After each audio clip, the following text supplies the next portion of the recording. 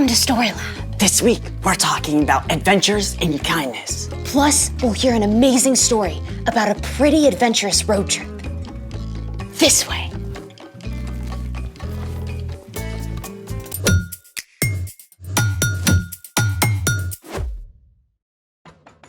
Hey, I'm Skylar. And I'm Sebastian. And today, we're talking about kindness. Kindness is showing others that they are valuable by how you treat them. Hey, nice backpack. You getting ready for school early?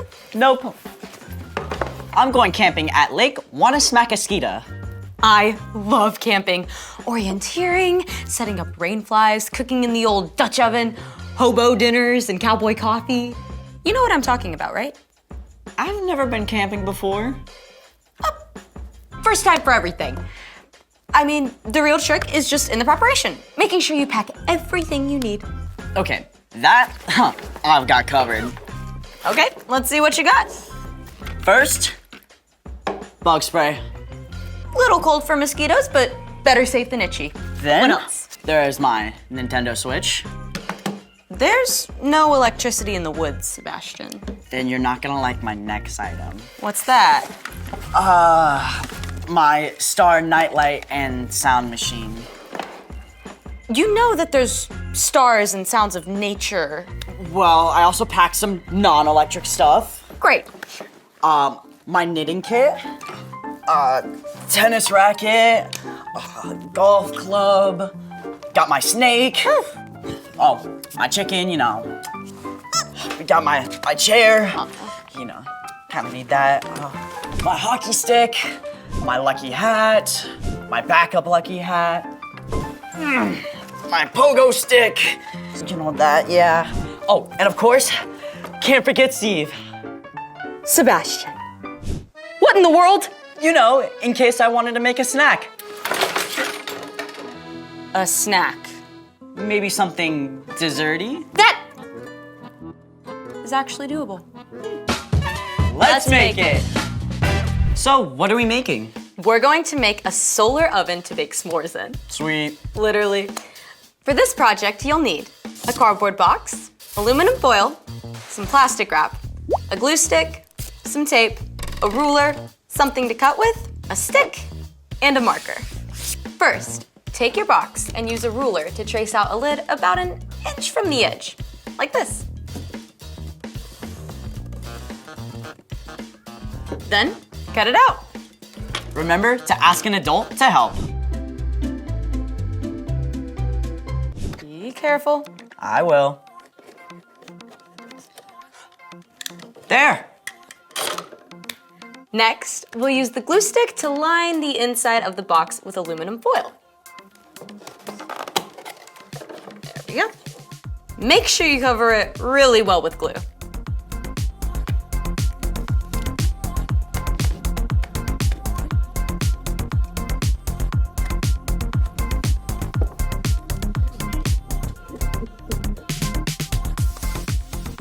Okay, now we'll attach the aluminum foil to the inside of the box. Oh, like a real oven. The metal reflects the heat.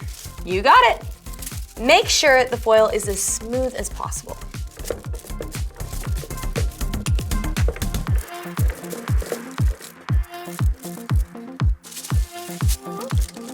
Perfect. Then what? Then use double-sided tape to tape 2 layers of plastic wrap to the inside of the outside edge of the box top. To hold the heat inside. All right.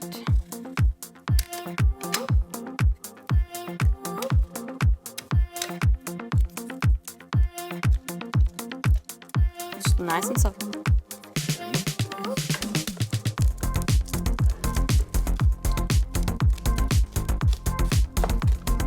Very nice. And now we have the second layer.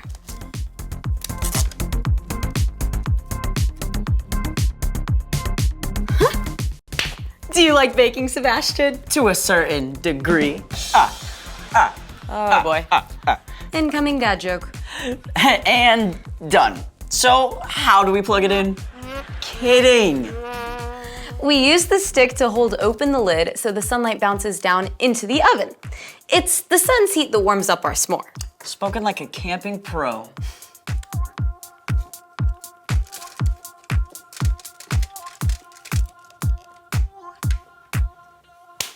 Now, all we have to do is head outside and set these babies up. I can see it already. Eating s'mores and telling stories around the campfire at Camp Wanna Smack a Skeeta.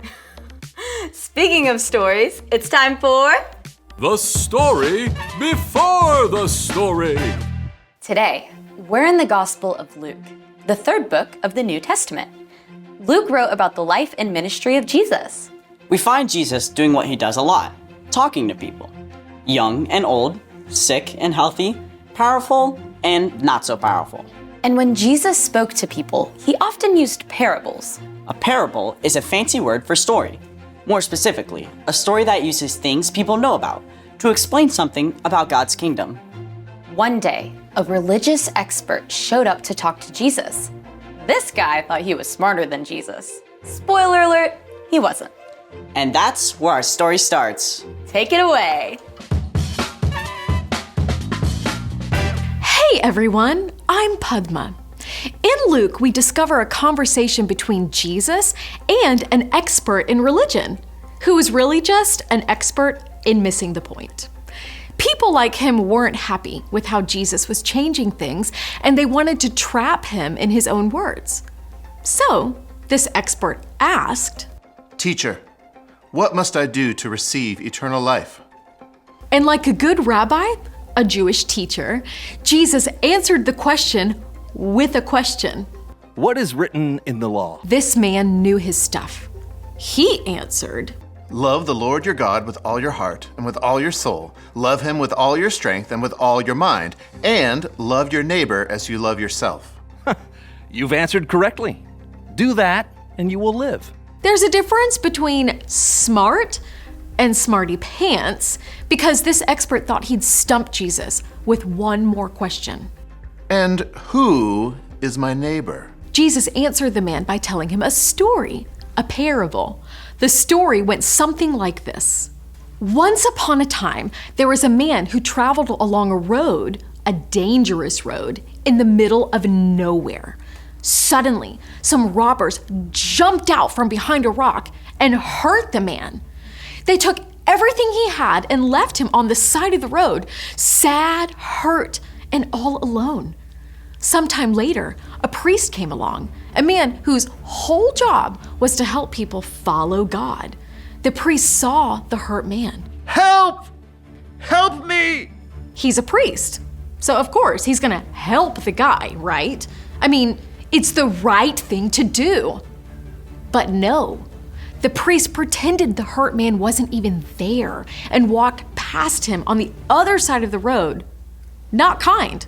Not cool. Please! Then along came a Levite, a man who helped people worship God. He saw the hurt man. Help! Please! But just like the priest, the Levite walked right on by, as far from the hurt man as he could get. I'm right here. Once again, not kind, not cool. But then a Samaritan man came along. Now, at this time, people from Samaria did not get along with Jewish people. It had been this way for hundreds of years. In fact, Jewish people would walk way around just to avoid walking by a Samaritan town. Oh no! Don't look this way. But this Samaritan cared about people more than he cared about old grudges. He felt sorry for the hurt man and stopped to help. Oh, they roughed you up good, but you're gonna be okay. I got you. The Samaritan man's kindness didn't stop there. He even carried the hurt man on his own donkey to an inn, which is like a hotel. There, the man could rest and get better. The Samaritan even paid the owner of the inn to take care of the hurt man until he was well again. Take good care of him. And if this money doesn't cover your expenses, I'll pay you back when I return. When Jesus finished telling his story, the religious expert said nothing. Then Jesus asked him one more question. Which of the three do you think was a neighbor to the man who was attacked by robbers? The proud expert who had tried to trick Jesus just minutes earlier was forced to humbly admit the answer. The one the one who felt sorry for him. Go and do as he did. Jesus made it clear. Your neighbor isn't only the person down the street. It's not just your friend. Your neighbor is anyone who needs your help and kindness. The end. Wow, the Samaritan helped the man even though there was nothing in it for him. Yeah, it even cost him time and money. I bet even his own people were mad at him for helping. You don't see that kind of kindness every day. I like that Jesus used his story. I mean, he could have said a lot of stuff to tell the expert that he was even smarter.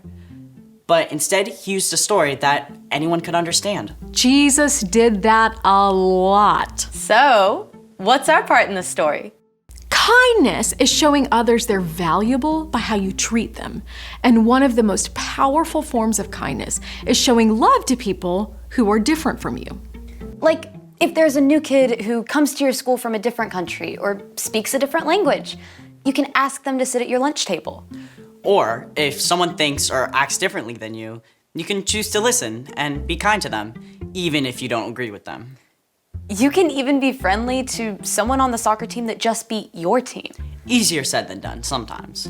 True. But remember, while you can't be best friends with everyone, You can still show kindness to everyone. you guys got this on lock. Peace. Bye. So here's the thing. Be kind to people who are different from you.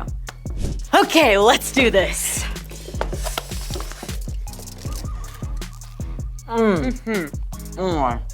Well, the good news is that we have successfully baked s'mores in our new oven. So what's the bad news? We have also brought in ants. What? Are they on me? Are they on me? Thanks for joining us in the Story Lab. Seriously, do you see any ants? See you next time. Sebastian! Oh my.